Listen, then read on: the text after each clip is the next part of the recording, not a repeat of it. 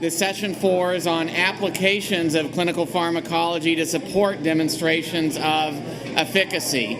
And this is a topic that you can think of in many ways as kind of a culmination or combination of the different discussions that we've talked about during the course of the day. Obviously, safety issues are very important as well, and we've had a lot of discussions about how ClinPharm can influence and improve the efficiency of identifying safety issues. But what we want to do in this final session is build off all of today's discussions to look at how we can maximize the accumulated knowledge and evidence from clinical pharmacology to support both regulatory and non-regulatory decision-making related to efficacy. We're going to kick off this session with a lead presentation from Bob Temple, the Deputy Director for Clinical Science at Cedar.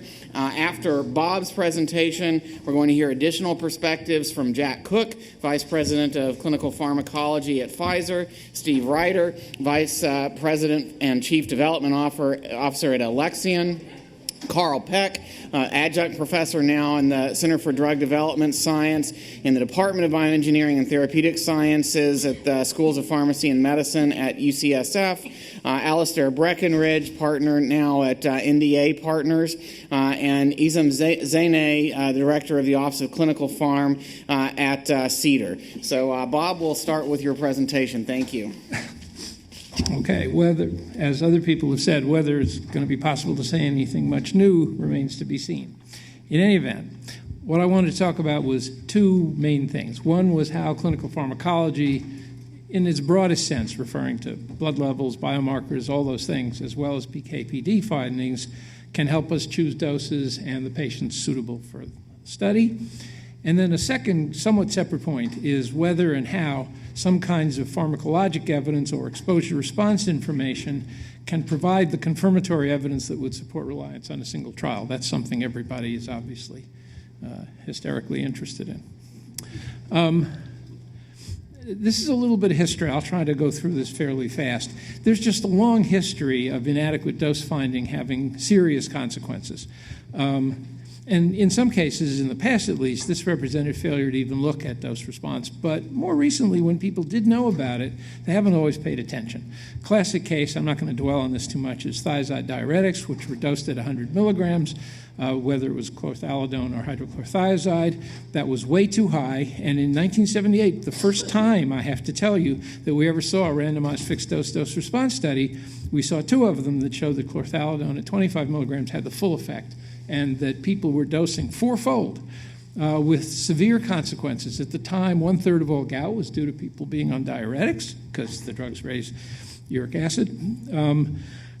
And there was a lot of hypokalemia at 100 milligrams, and that caused an excess of death in, I think, Mr. Fit. I went looking, but you can't find old studies online very easily. Anyway, and it caused glucose intolerance, so it was terrible. What Madison showed, I'm not going to dwell on this, was that 25 milligrams gave you the full effect, and 75 and another study up to 200 didn't do any more. So that was for the first time. That stimulated us to ask people to do a different kind of study, the kind of study celebrated in ICHE4, the randomized fixed-dose dose-response study. And it was added to the regulations in 314.126 as a kind of well-controlled study, and we began to urge that. But it didn't fix everything. Because in some cases where better attention to dose response would have made a difference, it still wasn't properly done. And when does it make a difference? It makes a difference when the dose response or concentration response is steep for either effectiveness or toxicity. And that's when you have to pay most attention to it. If the curve is flat and, and nothing much happens and there's no toxicity, it doesn't really matter that much. And we began to get people to pay attention. We were really ready to approve fluoxetine Prozac at 80 milligrams because that's what had been studied in a titration study. And because they paid attention, they studied 20, 40, and 80. There was absolutely no difference, so we approved 20. That means when you stop fluoxetine, the drug goes away in less than 6, 7, 10 weeks, which is better than giving the high dose. Another fascinating example was estemazole, a relatively non-sedating antihistamine with a several-day half-life. In order to make the drug work rapidly in someone with allergic rhinitis, they had to give a dose that gave you an adequate blood level on day one. So they gave 10 milligrams. That was 3 to 4 times the dose that you actually needed to get a decent concentration over time. And instead of just giving it as a loading dose, which might have been sensible, that was the fixed dose. Well, it turned out, not that anybody knew this at the time, that was going to cause torsade de pointe, and the drug caused it, and the drug was removed from the market. Nobody ever contemplated the possibility of giving a loading dose and dropping back. And of course, we didn't do TQT studies yet, so nobody knew. Elocitron's a fascinating example. The first drug ever to treat diarrhea-type irritable bowel syndrome in women only. And the main side effect, the main reason for people dropping out of the study, these diarrhea-bothered people, was constipation. Did that cause anybody to think maybe I should lower the dose or give it every other day? No, it didn't. So the drug was marketed at a 2 milligram dose, the only dose studied in several thousand people, and it caused ischemic colitis, which had occurred in the earlier thing, and also sort of terminal constipation that had to be treated surgically, and it was sometimes fatal. So, it's a program that didn't really think much about it. It's back on the market at a lower dose and for people who are very severe because it was very effective. Anyway, we've gotten better. Most people study doses, but as you saw earlier, maybe only 1 or 2 in phase 2 or in 3, not 5 or 6 like we like. But there are exceptions. So this is old risperidone data, where in 2 studies, doses from all the way from 0 to 1 up to 16 milligrams were studied, showed unequivocally that doses beyond 6 milligrams didn't do a single good thing. So that was the maximum dose we approved. And you avoided considerable toxicity by doing that, and maybe some long-term bad outcomes. So people have done it right. And actually in the psychotropic area and psychiatric drugs, dose response is pretty good. They really study 3 or 4 doses most of the time. So ICHE4 gives moderate support. Actually, this was at least partly because Carl Peck helped write it. And it gave a fair amount of support to what has now become routine, the use of population PK data to shed further light on dose response. And it's in there, and it's more positive than I had remembered some years ago. And the place to do it, the place where it's most important is where the curves for effectiveness or toxicity are very steep, as they are for both stroke and bleeding with dabigatran and edoxaban, which I'm going to show you a little bit of those data later. Concentration response data show striking effects of concentration in these cases, and you might think if you saw a steep concentration response curve, it might be a basis for concentration-based dose adjustment, or perhaps coagulation measure-based dose adjustment. And one can ask in retrospect whether blood level data might have shown a relation of ischemic colitis or bad constipation with elocitron. Now, it's worth remembering there are lots of different kinds of biomarkers. A prognostic biomarker tries to predict people who are going to have a lot of events. A predictive biomarker shows that you have the right receptor to respond to the drug. But there are lots of mechanistic biomarkers, like maybe sweat chloride is mechanistic, but in any event, it correlates with the pulmonary effects. And in general, inhibition of whatever is going on in the renin-angiotensin system is that kind of marker for ACE inhibitors, ARBs, and beta blockers. I have to give you a brief anecdote. Captopril was known at a dose of about 5 milligrams to inhibit peripheral ACE inhibition. Nonetheless, it was studied at doses up to 600 milligrams, and there were cases of agranulocytosis, which it turns out don't appear at the lower doses, but we didn't know that. So when it was approved as a last resort drug for people who'd failed on everything else, because they got agranulocytosis by studying probably 10 times the dose that you really needed. Anyway, so for platelet inhibitors and anticoagulants, pharmacologic effects are being used to choose the dose ranges, But I wonder if we couldn't do better. And I want to go to a couple of slides I have here.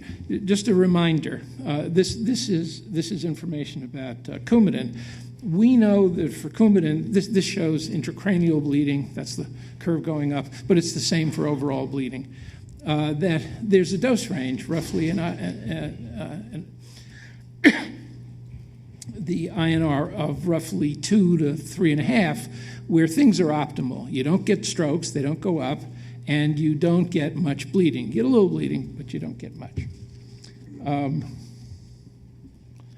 These are the data for dabigatran, where almost every patient had a blood level, single blood level, taken at trough for this BID drug. And what you can see is the blue line is strokes. The x-axis shows the event probability of either strokes or major bleeding. And what you can see is that when you get to about a concentration below 50 or maybe 75, the stroke rate starts to go up. Well, the whole purpose of using this drug is to prevent strokes, so that's bad. It also shows that as you get higher, 75 to 300, you don't get much gain. It doesn't do you any good. If you look at bleeding events in red, at sort of 75, there's a fair number of them, but they really go up as you get higher. Now, 2 doses were used in this study, which was a very good thing, because the 110 milligram dose was actually worse than Coumadin on strokes. What this shows is that 110, there's a reasonable number of people off to the left of that curve who are in the range where they're getting a lot of strokes. And in fact, there were more strokes. There was an excess of strokes at 110 compared to Coumadin, excess of thrombotic strokes. Both doses of the drug didn't cause hemorrhagic strokes. On the other hand, the larger dose of 150 put almost everybody into the right range, above the range where they needed to be, but it put a lot of people into a heavy bleeding range. It just seems fairly obvious that one could probably do better if you had a blood level. Now, it's possible you could figure out the blood levels using renal function. I don't know, but that's a different question. Anyway, let me go back. Yeah. Anyway, the point is that where the dose response or concentration response is very steep for either good things or bad things, one of the things to think about is either figuring out how to get to the right place using renal function or some combination of that, or, God help us, measuring it. You know, it wouldn't kill you. Okay. All right. Completely separate discussion in only 4 minutes. The 1998 guidance called Providing Clinical Evidence of Effectiveness for Human Drugs and Biologic Products, which was written in response to the FDAMA 1997 permission for us to rely on a single, adequate, and well-controlled study that was in the law, plus confirmatory evidence. We identified a whole bunch of situations in which a single controlled trial might do the job. Most of them were examples where there was a trial in another population or in a closely related disease or at a different dose, but there was a section called 2C2H, which stated, I'm not going to read the whole thing. You read it while I talk. When the pathophysiology, when you understood stuff, it may be possible to link specific pharmacologic effects with strong likelihood of clinical effectiveness, and in some cases, these effects can alone support approval as valid surrogates. We use surrogate endpoints, cholesterol, blood pressure, and all that. But if the relation is less certain, it could support accelerated approval. That's true. That's all true. But when the pharmacologic effect is not considered an effectiveness endpoint, so it's not going to be accelerated approval and it's not going to be regular approval, it could still support a single, adequate, and well-controlled study and provide the additional data to do it. So we've acknowledged that. Now, the flaw in this document, and we're working on it, is it has relatively few examples. And we need to do it. The examples it gives are replacement therapy, like a measure of a coagulation factor, or correction of an inborn error of metabolism, but there really could be many others. We rely on a single clinical study for many antibiotics because, after all, we know that stuff kills the bug in the test tube. That's very informative.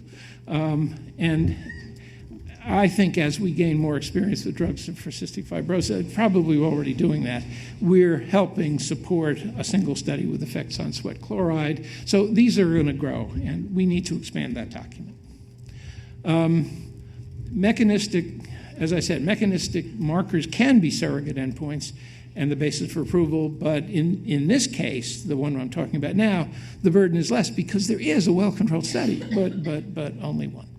So apart from the mechanistic confirmation, evidence of dose response, either in the clinical study or for the pharmacologic effect, and especially when the concentration response for both in a single trial is clearly parallel, that can add to the weight of evidence. So we make use of all of this kind of stuff, and we continue to intend to, and you've seen the additional slides already. Thank you. Thank you.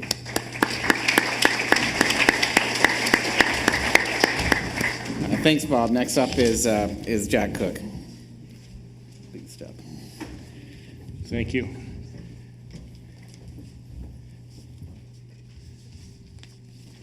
All right, so I'd like to talk about those cases where we actually do something right and we have good exposure response data or dose response data, and I want to leverage that towards confirmatory evidence that Bob said was okay. And we've had not only this bit today, but there's been a recent workshop over in Europe that emphasized the importance of doing dose response correctly. Well, I keep wondering what's taking us so long to get it right, because Carl wrote a paper in 2003 that talked about why this should be the normal case for those instances where you have an endpoint that correlates, either is the endpoint for your clinical trial or correlates very highly for it. And the whole point of this paper is, having a p-value less than 0.05 is one kind of evidence, but a dose response is closer to causal evidence. And it actually gives us something more. So our randomized clinical trial could actually be a dose response trial. That the fact that we have dose response should give us actually a higher level of certainty. 1994, the ICHE4 guidance was written. It does say, as primary evidence of effectiveness, one could read that as being more positive than one thought. I reread it and thought there was a lot of exceptions in it of what not to do. 2003, we had the exposure response guidance. Again, we've had these out for a long period of time. There have been cases where exposure response has been pivotal for confirmatory evidence. Why do I know that? Well, I work for Pfizer, and in our gabapentin label, it says pharmacokinetic pharmacodynamic modeling provided confirmatory evidence of efficacy across all doses. Very important for us getting it approved in 2002. But what I don't understand is the lack of progress we have made over those years. Those things happened longer than 10 years ago, and it's not the norm today for those instances where we have a good endpoint or a good marker that's highly related to that clinical endpoint, why that's not a normal thing to do, why there's still problems with doing dose or exposure response cases. Well, first one is industry attitudes, and I say attitudes because they're usually older white males like myself who are very conservative, and too often they focus on maximizing efficacy when they want to run these trials. We do a limited number of doses because it's tried and true to do pairwise comparison. If I read a guidance, there's always these exceptions. We don't want this. I've even heard it said, well, we don't want this to save a failed trial. That doesn't inspire wonderful thinking with my colleagues that I'm trying to change their mind to go with a dose response. We actually think we know more than we do. That's always a problem in drug development. And there's this perception of regulatory uncertainty, that if you go to this division, they allow it. If you go to this division, they don't allow it. Or what we do for the U.S. might not fly in Europe. If I do 2 randomized controlled clinical trials with the right p-value, I know I'm going to get the drug approved. Okay, so what I think we need to do is recognize the Ralphie experiment, and this comes from A Christmas Story. And so he was supposed to receive a couple of different gifts. One, he was from his parents, he was very specific. got very specific. He wanted a Red Ryder carbine action, 200-shot range model air rifle with a compass in the stock and a thing which tells time. To his aunt, he gave no direction. I suggest that right now the regulatory guidances are a little bit more like what he gave his aunt. He got two gifts. He got his parents' gift and he got his aunt's gift. And the thing I submit here is which approach gave the desired outcome, at least in Ralphie's case. This is kind of personalized medicine brought to the gift ordeal. So a potential solution. I've already heard that it's in the works. We need clearer regulatory guidance statement from the EMA, FDA for phase 2B dose ranging studies, specifically supporting regression approach in the analysis. Example is what's needed to become adequate for confirmatory response, not what things to watch out for that will make it inadequate, but let's actually define that we want the 200-shot model.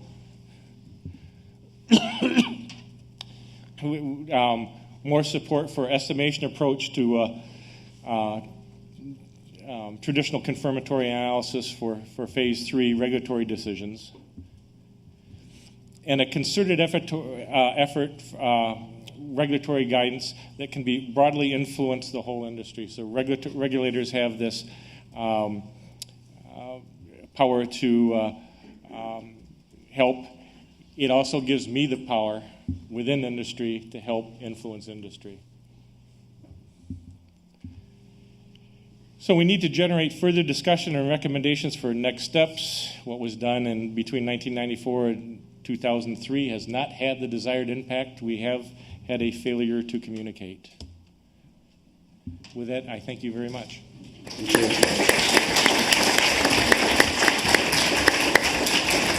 Thanks, Steve.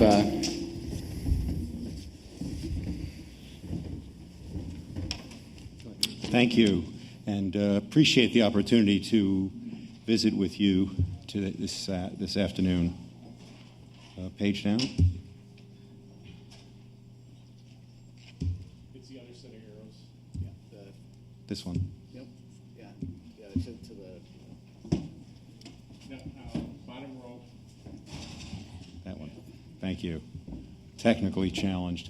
I appreciate being here, and I want to acknowledge the contributors who really I owe a lot to. They're listed at the bottom. Two, Chetan Lathia and Raj Prater are with us in the audience. My goal is really to recognize what we started out being told by Janet, which is that drug development is very complex. I'd like to present to you really 4 specific challenges in 2 categorical areas and 4 applications, and they're really based on my personal selection of things that have bothered me in the 2 years that I've had the opportunity to work at the mission of Alexion Pharmaceuticals, which is transformative treatments for patients with devastating ultra-rare disease.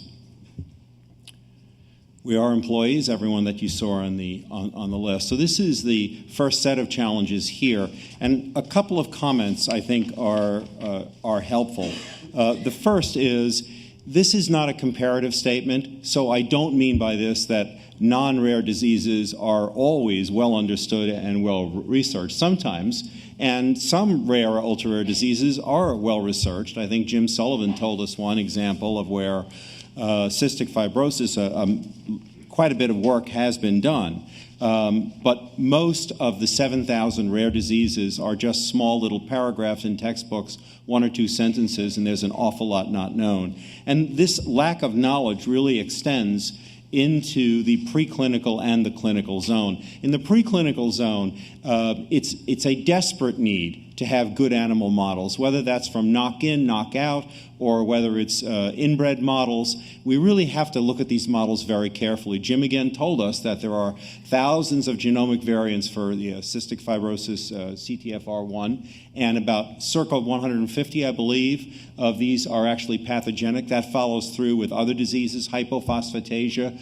Arguably now over 260 mutations of the genome have been associated with hypophosphatasia. dementia. And this leads to a variation in phenotypic expression. We have to look carefully at our animal models. Why? Because of the next three bullets. We depend a lot on these animal models. We depend on them for selecting our doses. Our target. If you have a bone active agent, you really want to use the best modeling system possible. You really want to know, does your pharmacological therapeutic get to the bone? CNS, it's even more so the case, quite problematic at times.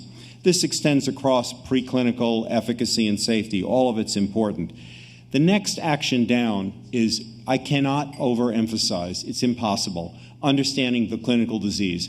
Not months, not weeks, years are lost in the development process because we don't understand the disease. And this is something that requires a partnership with everybody in this room and beyond. You absolutely have to understand the disease. You have to understand what the clinical issues are. You can't certainly develop preclinical models if you don't know what the clinical situation is like. And I'd just like to pick out one thing towards the bottom of this slide, and Carl's going to pick this theme up.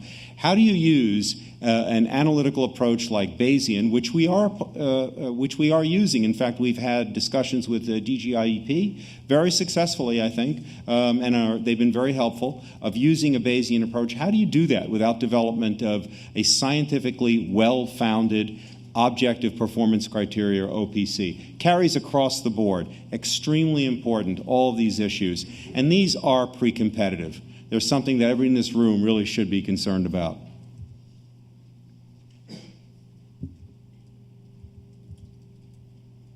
Second set of, there we go. Second set of challenges. Almost always unprecedented. You look in the textbook, nothing there. So, and you're dealing with about 7,000 diseases. Most of these, the majority in children, a number of them with irreversible disease, morbidity, or mortality. This makes it problematic. It constrains your ability to run some designs, and you really have to pay close attention to that. There are some things that can be done. A Bayesian approach is one analytical possibility. There are others. Second challenge, assessment tools. You import them. You don't validate them in ultra-rare disease. These are diseases that are a few per million or less. Sometimes one, or even we've touched less than 1 per million. So you import them, you assign them primary and secondary status based on your understanding of the disease continuum and logical extrapolation. The bottom set of actions and applications really shows you things that we can do today. I'd like to point out two to you right now, which is, as we've been talking about, using dose exposure response to understand both the onset, maintenance, and offset of efficacy and safety, and I'm going to include immunogenicity in this as well. Same thing, and it's been done. We're in the process of doing it at Alexion, and it's been extremely helpful. We need more tools to do that better. The other thing is using all data from all patients. Because patients are sparse, sparsity is something that we absolutely live with, and it's essential to use everything that we have, and there are, again, ways to do that, and some of the analytical tools that we're developing are very helpful. Last point on an action, thoroughly look at your environment and spend a lot of time studying. You have to import tools, but you have to import them using the best science and best logical extrapolation possible. So I thank you for your time. Thanks, Steve. And next is Carl Peck.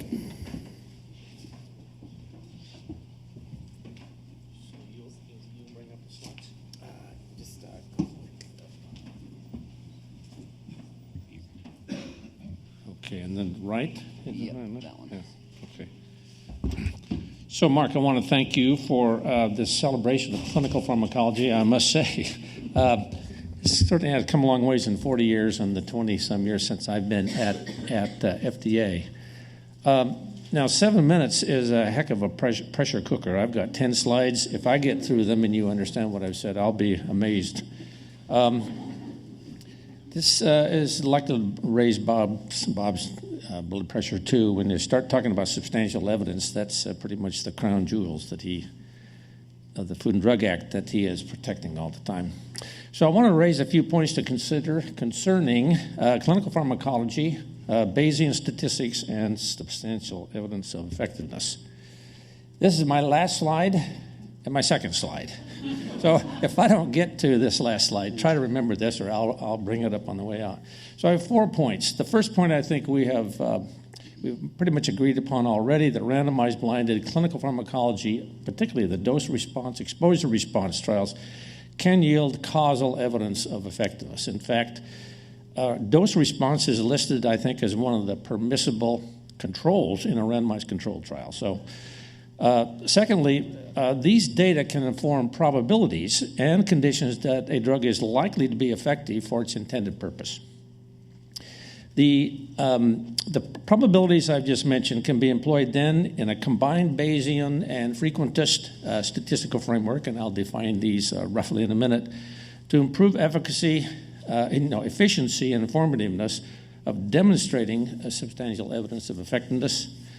And lastly, I'm going to introduce an idea that would permit us to recast the statistical framework for substantial evidence to a probability of effectiveness and replace what we now test is the probability of ineffectiveness. Now, this is what's in the 62 Amendment. It defines substantial evidence as evidence from well-controlled investigations to evaluate the effectiveness, from which one can conclude, experts, that the drug will have what it purports to do in a representative in populations that is prescribed for. In 1997, there was a modification that permitted FDA to legally approve a drug on the basis of a single trial and quote confirmatory evidence, although FDA had been doing that already. So the statistical approaches that were available in 62 and are currently available now is one called the frequentist statistics, and that is the one we use. It's a hypothesis testing of the confirmatory data. And the test is actually not one on whether the drug is effective. The test is whether the drug is not effective. You assume there's about a 50-50 chance that it might or might not be effective, and you seek to disprove the fact that it's not effective. The Bayesian approach is fundamentally different, although there's a very close link. The analysis incorporates prior data and ongoing trial data and yields the probability that an intervention is effective. So the traditional approach, the current one we do, as I said, tests the hypothesis that the drug doesn't work. And we infer that it does work if there's strong evidence against that hypothesis, say 2 trials at the p.05 level. There's another limitation in the way we practice that, and that is we often sweep non-adherence and other trial deviations under the rug in the so-called intention to treat limitation, which then deviates from the possibility of doing a clear understanding of causality from the data. Now, as I said before, these orphan drugs, unmet medical needs, do permit us to, some flexibility there. Now, it's interesting. Generic drugs actually rely upon a surrogate endpoint, which is the PK similarity test, bioequivalence test, to essentially replace an entire drug development program. That's a very Bayesian approach.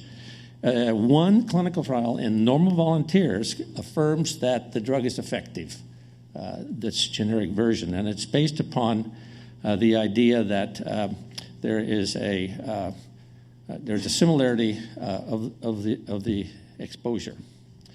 The limitations of the traditional approach, the frequentist approach, is that, as I said earlier, the intention to treat yields empirical information and not causality. It ignores prior confirmatory evidence or prior evidence, except when it's sort of forced on you, from randomized blinded clinical pharmacology studies of the proof of concept and dose response, exposure response type. And it specifically ignores prior causal evidence that could be recast as a prior probability. I want to bring to your attention a way of sort of reconciling these two approaches. It's a calculation. I'm not going to show you the formula. It's pretty straightforward, that permits one to recast a one or two p-values into the probability that the drug is effective. It takes into account the pre-confirmatory trial probability and the p-values that were observed in the trial. So here's a few examples. Now, normally the idea for a traditional approach is to say, well, it could work, could not. Let's test to see if it doesn't, and if there's really strong information, we will confirm that it does. So that's a 0.5 prior probability. If you apply this Bayes factor and get 2.05 calculations, p-values, the Bayesian probability of effectiveness is 62%. Now, that's quite a surprise to me. It's actually a little bit less than I would have expected. But nobody goes into a phase 3 program with an expectation that it might or might not work. You have a pretty good idea that it might work. So let's assume that there's an 80% chance that it worked because you had a couple of good exposure-response trials. If you have two trials that got a 0.05, you have a 95% Bayesian probability that the drug is effective. Of course, that would be approved because you had 2.05s. But consider this: you have a pre-phase 3 effectiveness probability of 0.7. That you're sort of pretty sure it's going to work, but you're not absolutely sure. You do phase 3 trials. One p-value, your first one is 0.01. Oh man, let's announce that to the world, and then you get a 0.08. What would Bob O'Neill say about that? Go do another trial. But the Bayes factor, based upon that very strong prior 0.7, 70% chance that it was effective, plus these two values gives you a 97% probability of effectiveness. So what I am trying to raise your consciousness to is that the game we play with two p-values, or two trials with p-values, limited to a pre-specified single endpoint, is a huge loss of potential effort and of valid inference. So these are the points that I had in the second slide. We have the tools to establish priors. These can be used to, in a Bayesian sense, that pays attention to the p-values, to, I think, make a more rational approach to inferring effectiveness from phase 3 trials using clinical pharmacology studies. Thank you.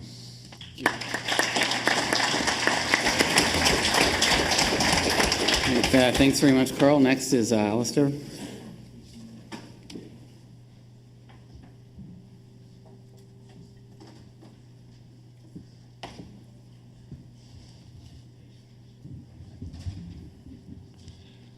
And now for something entirely different. Firstly, thank you very much for accepting the chairman's invitation to stay for this presentation at the end of the afternoon. And thank you, Mark, for the invitation to speak here. One of the aims of clinical pharmacology is to study the basis of interindividual variations in drug response. And in 1991, John Hartle and Carl Peck modeled the sources of these variations, and he came up with two main ones. Firstly, variations in pharmacokinetics, and secondly, variations in adherence.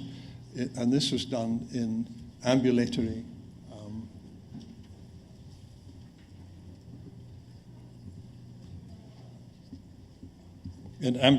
care settings. By adherence, I mean the extent to which patients take their medicines as prescribed. Now, let me show you data from John Urquhart, who is the father of adherence and who is well known to many of you. These are data taken from 17,000 patients in 95 clinical studies using electronic capture data to estimate adherence. The top line is perfect adherence, and the blue line halfway down is the proportion of patients still engaged with their dosing regimen. And you can see by month 12, some 40% had stopped taking the prescribed drug. And the red line below that shows the percentage of patients who were dosing incorrectly every day. That is to say, they were omitting the doses, and that accounts for another 15%. Now, obviously, this has got implications for personal health care. It's got economic implications, but it's also important in drug development. And it's this aspect that I'd like to develop in the next few minutes. This slide shows the way in which adherence influences treatment outcomes during successive phases of drug development. The vertical axis is outcomes, effectiveness, and you can see the different phases along the horizontal axis. In phase 1, good adherence is ensured usually by directly observed dosing. But in successive phases, as the management of the patient's medication becomes less stringent, suboptimal adherence increases, and this leads to poorer outcomes. The consequences of poor adherence in clinical trials are many. Firstly, there is a perceived failure of a treatment, a type 2 error. Secondly, it can lead to inappropriate dose escalation and overestimated dose requirements. And this may often lead to reductions in doses once the drug is on the market. Thirdly, in the treatment of infectious diseases, it can lead to the emergence of drug-resistant organisms, as well as an underestimation of dose-related adverse effects. And in terms of pharmacoeconomic analysis, this becomes flawed. So my point is that variable adherence can confuse the interpretation of clinical trials and can influence the results of drug development. This is an important slide. This shows the relationship with adherence and efficacy in HIV prevention trials. This is pre-exposure prophylaxis. On the left part of the slide are 6 studies carried out in recent times, and on the right-hand side of the slide is the size of effectiveness. The symbols and the error bars indicate the the efficacy, and the blue areas represent the percentage of patients who are known to be adhering to treatment. And you can see a remarkable correlation between the two. When you consider methods for measuring adherence, several of them are clearly flawed. Return tablet counts, face-to-face interviews, and patient diaries, whereas reliable ones, professional drug administration, electronic detection of packet entry, the MEMS system, that again John Urquhart has pioneered, and ingestible smart sensors such as the Proteus digital sensor. And plasma drug levels can be used as well.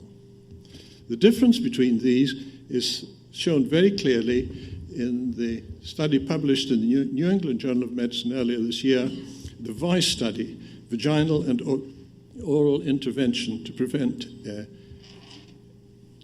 HIV. You can see that this is carried out with oral and with intravaginal gel.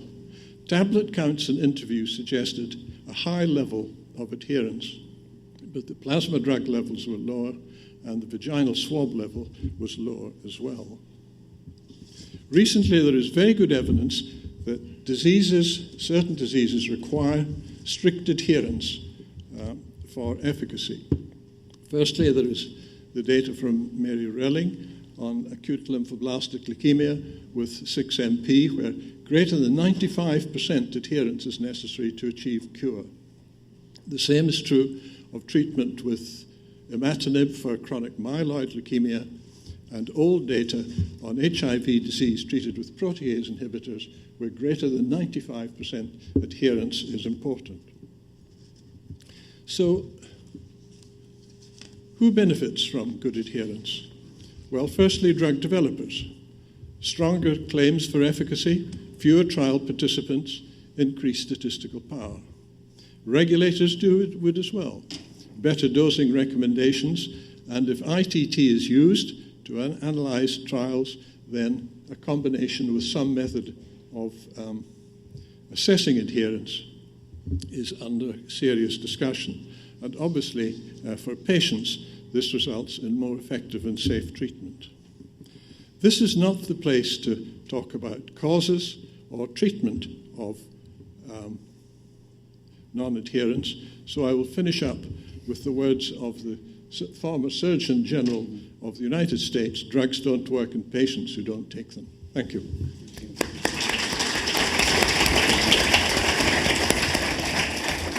Thanks, Alistair. And next is Ayesam.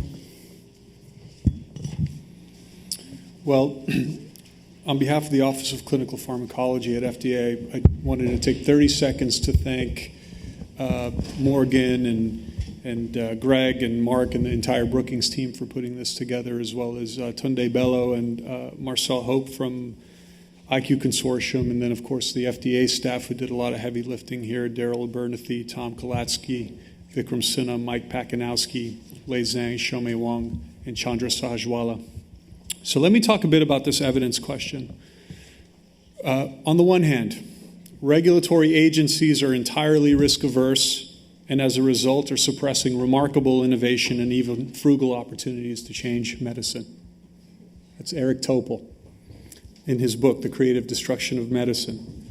On the other hand, there are numerous examples of drugs approved for treating rare diseases where FDA's flexibility and sensitivity to the obstacles of drug development for rare diseases has brought forth a successful treatment. That's Frank Sasanowski, National Organization for Rare Disorders. So here's the problem statement. The regulatory evidence of effectiveness standard has been a perennial point of discussion and probably contention since it was conceived in 1962. So on the one hand, an unambiguous regulatory requirement for substantial evidence of effectiveness, usually defined as 2 adequate and well-controlled trials, and a long history of regulatory decisions that are predicated on this standard give drug developers much-needed regulatory certainty. So this is clearly desirable for decision-making. On the other hand, there's this ever-increasing public call for case-by-case flexibility, either administrative flexibility or evidentiary flexibility in FDA's approach to risk-benefit assessment. So this is the complex background against which the discussions about totality of evidence are occurring. So what do the data actually show about evidentiary flexibility? So some of you may know this study that came out of Yale that was published in JAMA I guess it was 2014, looked at the approvals between 2005 and 2012. FDA approved 188 novel agents for a little over 200 indications. The mean number of so-called pivotal trials was 2. 90% or so were randomized, 80% or so were double-blinded. Almost 90% had an active comparator or placebo control. But it is important to note that 40% of these indications were approved on the basis of a single pivotal trial, and 45% of the indications were based on surrogate endpoints, about 18% or so on a clinical scale. So about a third on a bona fide clinical outcome. To me, this illustrates some of the evidentiary flexibility that we're talking about here. Of course, the authors saw this as a data quality and a decision-making quality problem. There was a analysis that came out of NORD in 2011 that showed that 2/3 of non-cancer-related orphan indications were approved on an evidentiary standard other than 2 adequate and well-controlled trials. They were the FDAMA standard that we heard others talk about, the Subpart H standard or the accelerated approval standard, or this category of exclusion called case-by-case flexibility. And if you look at the evidence base for some of those decisions, especially the case-by-case flexibility decisions, they are at minimum astounding and probably terrifying to some. But I mean, we said it was okay to even do case series in some of these examples. So this is probably because we had a strong understanding of mechanism. What does the guidance say? So, in my view, this guidance written in 1998 was pretty progressive in going back to it. So a few things. For example, the guidance forecasts precision medicine. It talks about the increasing development of drugs for specific disease subsets. It endorses, arguably implicitly, a totality of evidence approach by referring to studies in closely related indications or different populations or studies of different doses and dosage forms. It does acknowledge that the replication construct to two almost identical studies may not be informative or as informative as doing studies that use different designs, populations, endpoints, et cetera. And incidentally, it does make mention at the time of advances in clinical pharmacology and how they're bringing rigor to later phases in drug development. I won't spend too much time on what the guidance says because I think others have touched on that here, but it does talk about what you might call clinical pharmacology trials or proof of concept trials as confirmatory evidence. So what can clinical pharmacology do? Perhaps consistently and predictably provide this basis for confirmatory or supportive evidence of effectiveness, but probably more relevant in the contemporary drug development landscape, fill in knowledge gaps regarding conditions for optimal use in patients, subpopulations, doses, et cetera, for way more conditions than can be conceivably tested in the clinic. So if the data suggests we're being flexible and the guidance and other documents permit this, why are we still having this discussion? And the reality is that it's just not happening as consistently as we would like. We must not have a definition of substantial evidence of effectiveness. Well, we know that's not true because I think, Carl, you just defined that. I will underscore that definition includes clinical investigations, but is not exclusively comprised of clinical investigations. That's my interpretation.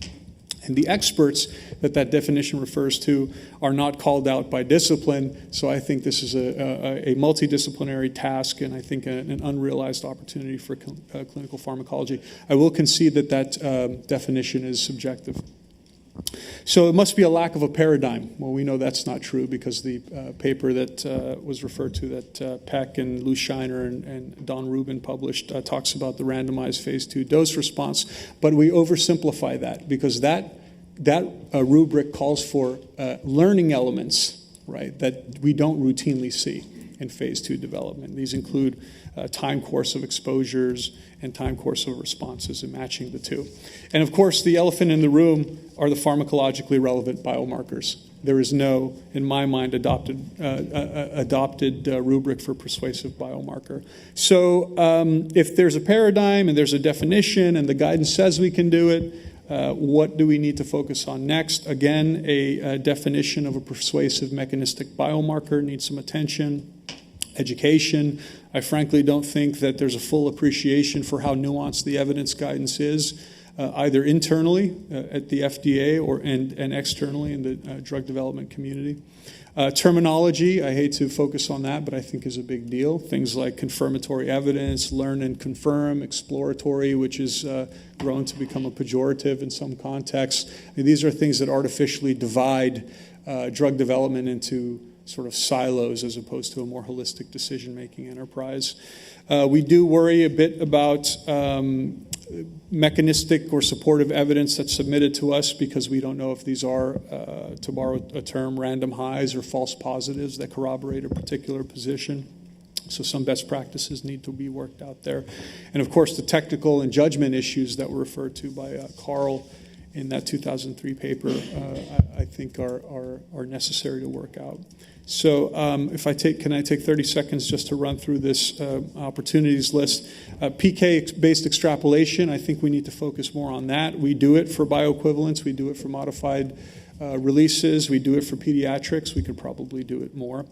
The pharmacologic and pathophysiologic endpoint question we accept with caution, so we need to develop those criteria. And we've heard about deep phenotyping in phase 2 and some orthogonal readouts or systems approaches. We really need to understand the outputs that come out of these experimental medicine exercises and how FDA or other regulators should be should be thinking about this emerging science in terms of a rubric for decision making.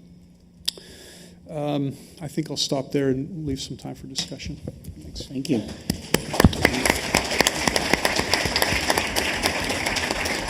Well, thanks to all of you for a really good discussion. And once again, like to offer the opportunity for comments, questions from those of you who are in the audience today. Maybe first, before doing that, Bob, Jack, any reactions to some of the comments that came up later? Yes. Some Bayesian advocate should tell me where the prior comes from. Carl, how do you know whether it's 0.7, 0.8, 0.3? I mean, everything, as you showed perfectly clearly, everything depends on your prior. Where's it come from? Well, I think the 21st Century Cures Act is if it's approved, we'll be prodding you to hold public discussions and develop a guidance. To answer that question. Oh, good. So at this point, we don't know. It basically doesn't make sense to start a phase 3 program with the prior of well, it could work and it couldn't work. If you have, and I've seen cases where there are 20, 40 clinical pharmacology studies that are just overflowing with causal evidence that links to various aspects of effectiveness. So what I think in a new guidance is needed, first of all, I do suggest recasting the test to not one of non-effectiveness, but how much effectiveness do we want? And maybe that would be adaptive to these conditions and unmet medical needs and so forth. Okay. It is worth remembering, Carl, as many figures have shown, that lots of phase 2 studies fail to confirm the effectiveness in phase 3. I understand that. So I think you got to watch your priors. Since we don't even check for adherence, whether they take their medicine or not, it's no surprise. But I think we could come to a consensus on moving the prior expectation above 50% or in sometimes lower. It was quite a surprise to me that if you assume 50-50 and you get 2.05s, you only are 65% certain. You know, under the paradigm I'm suggesting that we might actually require more, lower p-values for 2 trials. So I just want to open the discussion and the mindset, because what we did in the days after the 6th Amendment was to accept Fisher and Pearson, who had developed frequentist statistics for crop experiments, and who hadn't actually read the substantial evidence definition, which says test for effectiveness, not for non-effectiveness. This all does need more discussion. 2.05s means the chance that there was no effect at all was 0.0000625. I don't know how that fits with your 55%, but we obviously need to learn the language here. I wonder if trying to reconcile this discussion, which is, by the way, I think is excellent and suggests maybe a need for yet another discussion. But trying to reconcile that with what clearly has been, I mean, Carl, you called it a celebration of clinical pharmacology, but clearly a lot of evidence from clinical pharm that is influencing regulatory approval decisions. If it's not at the level of being able to translate into a single-dimensional Bayesian prior, maybe there are more clarity about categories of clinical pharm evidence or better collection or review of examples. See, I think our whole guidance document it wasn't written to say this, was a very Bayesian document.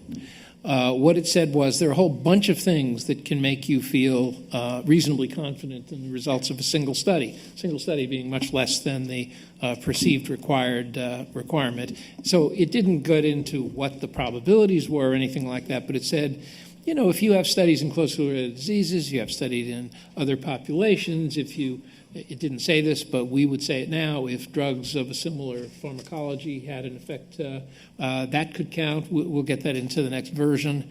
All of those things are priors. Now, we didn't formally write how to use them, how to incorporate them into the analysis or anything like that, but it's an attitude that says what you knew before is germane. So I think there's already a fair amount of that in there. Whether it needs to be put in a formal way or not, other people who know more about that need to talk about it. Probably Lissa can tell us, but she's just sitting there. Jack, do you have thoughts on this? And this gets back to your comments earlier about and this is the kind of thing it sounds like you wanted in your phase 2B. Well, so yeah, and the thing is that not one size fits all, and I realize that because there's I have to admit there's some drugs that we take forward into phase 3, and there's no link between our phase 2 endpoint and phase 3. They're just a tough nut to crack, and we decide we'll go ahead and do dose ranging in phase 3, and they're really expensive trials. We've failed gloriously with Alzheimer's and other things just because of that. But I still worry when I think I know what's going on, when that endpoint is the same endpoint I'm going to measure in phase 3, and I go to approach my company about doing something like that, and they say, well, no, we can't consider that because of the regulatory uncertainty. And I could go and talk to you, and you would say, great, but then when I go over to the EMA or something like that, they say, well, so wait, are you saying they won't accept the idea that a phase 2 study that shows an effect can be considered a well-controlled study?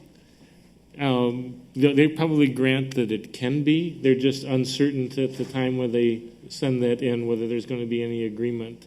And they know if they do 2 trials that are phase 3. It's obviously worth talking to the relevant division, but, in our subpart E document on, how we're flexible when the disease is bad, it specifically says we're going to sit down with you and figure out how the phase 2 study can be the adequate and well-controlled study. There's nothing in our regulations that ever said a phase 2 study can't be an adequate and well-controlled study. It's just earlier. It's a time matter. And there are instances where we haven't gotten the warm fuzzy when we've gone in and proposed it. There's thank God there was groups within the agency with gabapentin that switched that because we didn't do replicate doses to our 2 phase 3 trials, and we had received some feedback from somebody with the agency that we were probably going to have to do a 3rd trial where we replicated doses. Because each dose had to be replicated. Yeah. No, look, if somebody tells you that, they're just wrong. You have to. you just have to complain. It's actually more informative to study a broader range of doses in 2 studies. So you're talking to the convert. I don't agree with that, but it's really hard to get a lot of momentum up that we're going to do that when a division director has told us, no, you have to do another trial. I can imagine. But you got to be willing to complain if you get a bad answer. I complain all the while. But anybody listens to me, and that's a different story. That also involves Bayesian updates, too. Isam, you look like you were going to you had something to add. I mean, you mentioned at the end of your comments some areas where you thought more guidance would be helpful. Does this? Well, I definitely think there's areas where more guidance could be helpful, but this is not one of them. I actually think that what you're highlighting is a either heterogeneity in interpretation of this guidance and the regulatory language and the legislative history, or just people don't know what's in the document, and maybe we just need to clarify. And I agree with Bob. I mean, it can't possibly come as a surprise that, Janet in her introduction said exposure response is something we absolutely agree with. And, the guidance says phase 2 studies are adequate and well-controlled trials, but that doesn't translate on the ground. It can't possibly come as a surprise. So to me, that's an educational piece. Or maybe it's repackaging of this guidance in the next go-around. But there needs to clearly be some reinforcement of what's already in there, which is, to kind of, it may sound cliche, really a totality of evidence approach. I think what people are rightfully concerned about is when you try to reverse engineer these early studies or the outputs from either phase 2 or phase 3 for a marginal drug and say, look, there was a subset here, or yes, there's an exposure response, but that big phase 3 trial failed. That's where rightfully people get nervous. But I think for these other situations that we're talking about, it's implicit, if not explicit, in most cases. Yeah, I know Steve's got a comment, and then I'll go to Carl, but it does sound like that is an important distinction between cases where the prior evidence from ClinPharm and maybe other sources that contribute to a pretty compelling totality of evidence before the trial, quite different from, as you said, a marginal trial result and ex post analysis that goes along with it. Steve? Bob, I just wanted to say I do think that some discussion about terminology is essential, because we're very active with a couple of the divisions, and these are rare and ultra rare, and there is some receptivity, but there's still confusion about the Bayesian approaches that we're bringing forward. These are very low, sparse populations, and OPC is not it's not natural history. It's not a control group. It's different, and we need some substantive basis in order to define that. And the prior that you mentioned is really the totality of the evidence in the way that each scientist looks at it and has the dialogue. So if you have a missing obligate intermediary metabolite or something like this, right? And so the biological pathway is pretty clear. And so you do have an animal model, just bear with me. You have an animal model of substance N. You seem to do good things, and you have some initial small data, like in one patient or two. How does that up your prior probability, and then how are you going to approach it? I wouldn't say for a minute that we are all of a piece or up to the minute on Bayesian analyses. Alyssa seems to be moving toward the... Yeah, she was making a movement toward it, but she didn't actually dialogue, that's all. No, I would say that's early days for that. I don't think we're of a piece. With some trepidation, I take the mic. Dialogue. Okay, I don't actually know where to start, so we'll start with that last comment. So, rare diseases. What we have a lot of now are single-arm studies. And I am a believer, and there's a lot of others like me, that we can improve on that with exactly what you talked about. If we have case series, historical data, registries, something to our that we can use as historical controls, not just to get a response rate to compare to a single-arm study, but to actually build a historical control group, that's a perfect place for application of Bayesian methodology. CDRH does this with devices.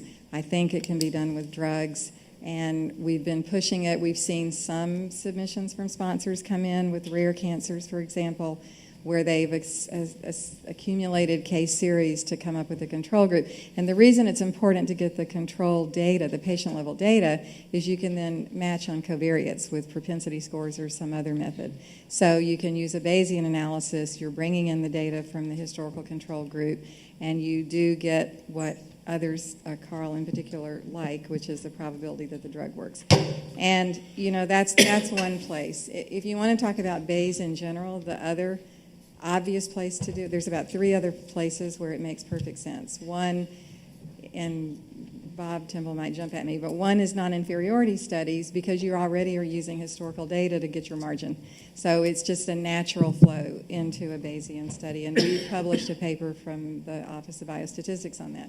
Another place is safety monitoring, where you accumulate evidence, and you probably can get an answer faster than running a 10-year study with 5 planned interim analyses. And that is something that we have actually got an academic collaboration looking at our cardiovascular risk studies and whether Bayesian methods would get us answers faster. And then the final one, which I can't get much traction on because sponsors just aren't trying it, is pediatric studies, but Esam and I are working together on different things we can do with pediatric studies. Extrapolating pharmacology data is one thing. Taking adult data, using it as a formal prior in a Bayesian analysis for a clinical trial of kids is another that could maybe drive your sample size down. What we don't talk about too much is, I think, what Carl was getting at, which was just going totally to Bayesian for confirmatory evidence. And I think there's a lot of reasons for that, and I think you have to tread carefully. I've only been at the FDA 4 years, so I don't know all the history. Of course, I worked on the other side. But, we have an established standard, and it means something. I mean, we don't have to argue every time we get with the sponsor about the alpha level. It's 0.5 or 0.25. And I think Bob can talk about this more than me, but, it's a good thing to have a standard, and it's predictable. People know what it is. It is the probability of making a mistake. 1 minus the p-value is not the probability that the drug works. You have to be Bayesian to get the probability that the drug works, but we can do that. You can take a frequentist trial and you can compute the probability the drug works given a series of priors, and that's informative information. Now, there is only one case I know of where we have embraced a fully Bayesian, actually, not even there. The other place where we've embraced Bayesian methods is the adaptations on biomarkers. Bayesian adaptations on biomarkers used to predict the clinical outcome and adapt your trial. That's another promising place. But we end up with a frequentist analysis. I don't know if we'll go all the way to a fully Bayesian study, but I think if we did, we'd have to start from the beginning and say, okay, what's enough for approval? Posterior probability of effectiveness greater than 98.5%. Or 97.5%, or 99, or 95. I mean, we'd have to start from the beginning to get a standard, and then how many? 1, 2, 3. You would sort of have to invent everything. My last two comments are, I am a believer that there's value in reproducibility, and I think a lot of the problem with research today is we don't look enough at reproducibility, and there's plenty of bad case studies to show that. I think when it's feasible to run 2 confirmatory trials, the fact that you launch 2 protocols with different centers, different investigators, different patients, and you get the right answer twice means more to me than just the 05 times the 05. It just means more. And I think that thrust or desire for reproducibility has merit. Frequentist Bayesian doesn't matter. You did something twice, you got the same answer. It makes you feel good, because there's a lot of people who've gotten one answer and, mistakes turn. And it's not just reviving failed studies where that happens. I've seen subgroups from positive studies that you just know are right and you can't reproduce them. So, there is some merit for reproducibility. And the last thing is the causality, and especially because that keeps staying up there. So, my understanding of what Dr. Koop said means you prescribe patients drugs and they don't take them. But you, Carl, talked about studying patients who don't take drugs and how can we possibly make causality with intent to treat. And, if the same number of people in both arms stop taking drugs for the same reason, then a completer analysis is probably fine to support causality. Where we get into trouble is when twice as many people stop taking the drug in one arm than the other, and the imbalance is due to something about the drug, either lack of efficacy among placebo patients or lack of tolerability among active patients. And that's when we absolutely can't draw causality from the completer data, because it's so confounded that the randomization which supports causal inference in the first place breaks down. So we just have to be very careful. We know there's problems about completers, ITT, missing data. There's a lot of people throwing ITT around when that's not the word they really mean. And we are working very hard. We've got some papers coming out soon that try and make it clear what we're talking about and what's important. And so I don't think we're that far apart, but causal inference is based on randomization, and randomization breaks down if twice as many people can't tolerate the drug and your completer analysis is apples and oranges. So we just have to be careful when we talk about that. That would be my plea. Melissa, thanks for the comments. And Carl, I know you had something to say before, and maybe a little bit more now. So there's so much to talk about, and we should. The time is short. We should definitely talk again. But just a couple of points. First of all, Issam and Bob, your defense of the currently available regulations, Subpart E, and guidances, I have little to say about it. I preach those all the time. I'm proud of them. And the problem is getting drug companies to actually know them. But again, there are a lot of FDA staff who don't know what Subpart E is, or have never read the evidence guidance. No, I know. I've been to some meetings recently, and I was stunned. And some of them don't know what Bayes is. So, but that's matched only by the greater ignorance within companies. So we have a system problem there in education. Lisa, I'm so proud of you for having 2 papers on Bayesian applications in drug development and regulation in the last 2 years. That's 2 more than there ever were. 200%. You know, 25 years ago, I started flogging PKPD in drug development and regulation, and there were a lot of naysayers. But I had a lot of people on the team and a lot of receptive people. And look at where we are today. I think that I will continue to advance the idea that we should break away from 2 p-values, worship of the p-value. Try to tell a patient, well, listen, this drug could work in you, and the p-value is 0.05. And I have no problem with having variable effectiveness requirements. In fact, we do that. You do that in a very customized fashion. The problem is it's a moving target, and you know, unless you can Bob Temple to the meeting with a recalcitrant division, it's a huge problem. So we just need to talk some more. Well, that may be a good note to end this discussion on it. Do any of the other panelists have any final comments? It's been a great back and forth. I want to thank you all for engaging in it. I think we will leave it there. So I want you all to join me in thanking all of our panelists for an excellent formal discussion.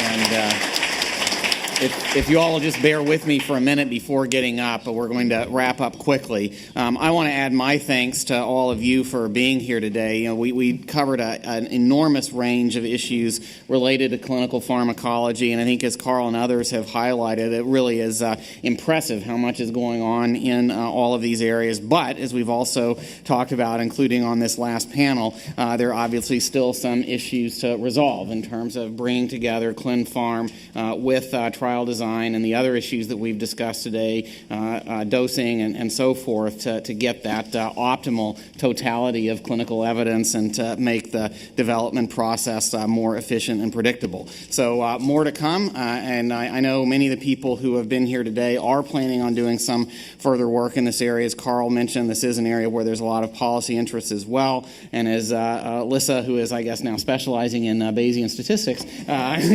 is showing there's a lot of interest in FDA, the senior levels in FDA in these issues too. So I want to thank all of you for making this possible. I too want to give a special thanks, just like Issam did, to the FDA staff and the IQ team for all of their work over the last few months to put this together. And Issam's on that list too, along with Li Zhang, Daryl Abernathy, Tom Kolatsky, Shumei Wang, Mike Pakanowski, Vikram Sinha, Marcel Hope, and Tunde Bello. And finally, a special thanks to the Brookings staff involved in this event. They had to put a lot of time into it as well. And Himza, I'm not over time yet, am I? But Himza, Wasim Nozair, Joanna Klatzman, Matt Longo, Greg Daniel, and Morgan Romine, who's been putting in tremendous work on all of these issues that we cover related to evidence. So I want to thank you all for making this possible. Clearly, this is not the last word, but a lot is going on in this area, and look forward to next steps on these important topics. In the meantime, have a great rest of the day. Thank you all very much.